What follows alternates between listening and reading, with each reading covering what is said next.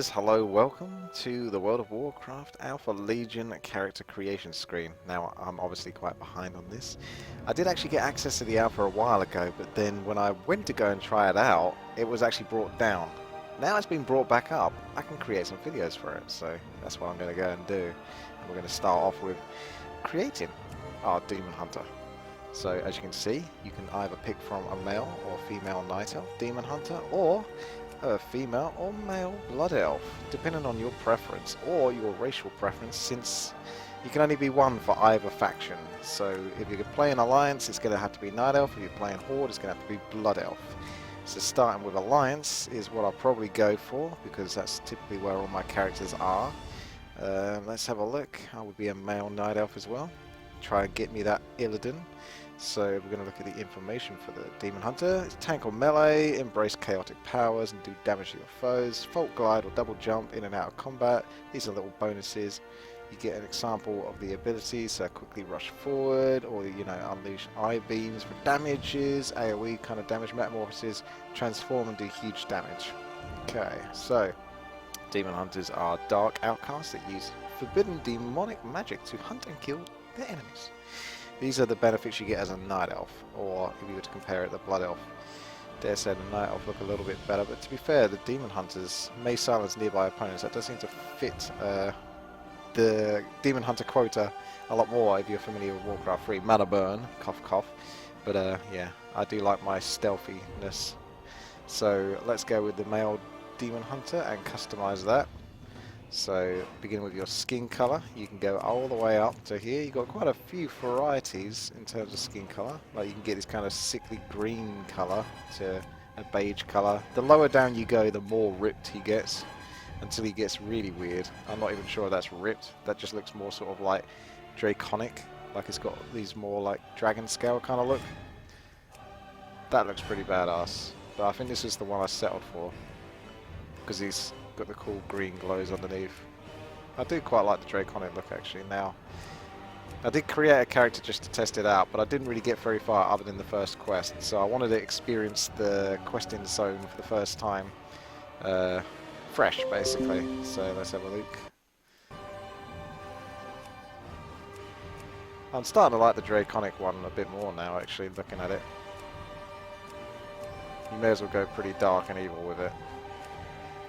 Does look more Illidan-like. That's the most closest to Illidan. So many people are going to create characters that look like Illidan in it, so you don't want to look like everyone else, but at the same time it's hard to resist that Illidan. I usually like the whiter characters, to be honest with you. So although he looks like more badass there with the glow, I like the whiter characters typically. That's not a racist thing, I just typically like the brightest kind of character or the darkest character I can get. Seems to be a good sort of combo for it. Now you got your face. Typically I like to make him look as angry as possible. So that's pretty snarly. That's snarly with a kind of scar.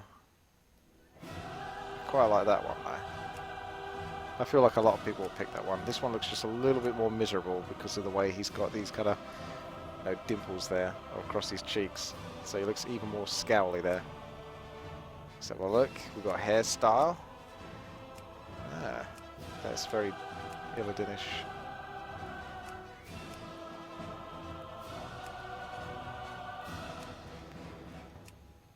Let's have a look.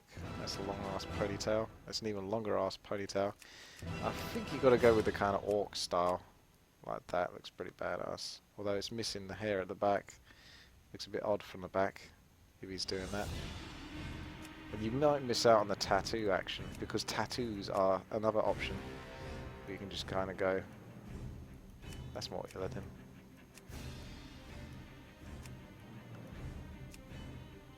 I don't know, I'll come back to that.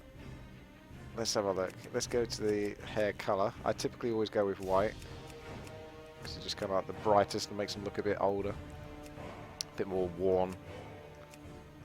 There we go. I like that one because of aggression, but I like this because of the cheeky moustache. It just looks stupid. You've got to make your character look stupid as well. Can't ever go sort of like generic, otherwise that's boring. There's no point in doing that because everyone else is going to do that. Okay, you got two really badass tattoos, that one or this one. That's more similar to the Illidan one. It covers more of the body, I'd say, that one. It's pretty hard to resist that one. Though that one looks good as well. We've got to go with it, haven't we? And of course, the horns, you can either have no horn or you can have the Illidan horns. Like, I don't know how you resist those. Although that looks quite good because it's Satar. It's got this kind of... And that's like the joke one. I'm really tempted to get that one. But I think for now we're going to stick with the Illidan horns because Jesus, look at those things. Then you've got the blindfolds. Now you can either go with no blindfold, and I think this makes the most sense because when you do come to customizing your character and basically using the helms, which you can basically use the wardrobe for now to have a whole multitude of different helms you can pick from. If you have an actual face like that looks like this, it's going to really mess up the helm that you try to pick, so I don't know how much that's going to interfere. I quite like the red and green though, just because it sort of stands out a little bit, but his eyes look even more glowy there, and menacing I suppose. So we've got the face, it was the hairstyle that was next, wasn't it? Now we've got to find what hairstyle suits this Tash quite a lot.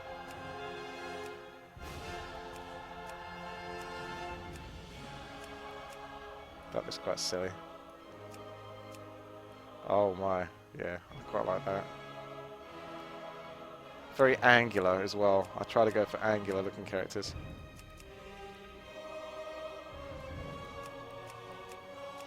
Yeah, I think I'm going to settle for that.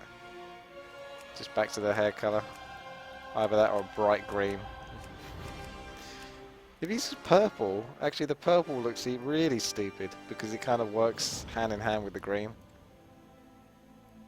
It looks like a sort of evil villain from a Marvel character film or something. I don't know. We're going to settle with that, I think. So part of him looks good and the other part of him looks evil. He's basically super confused, so that's perfect for me. Let's go in and let's see how this plays out.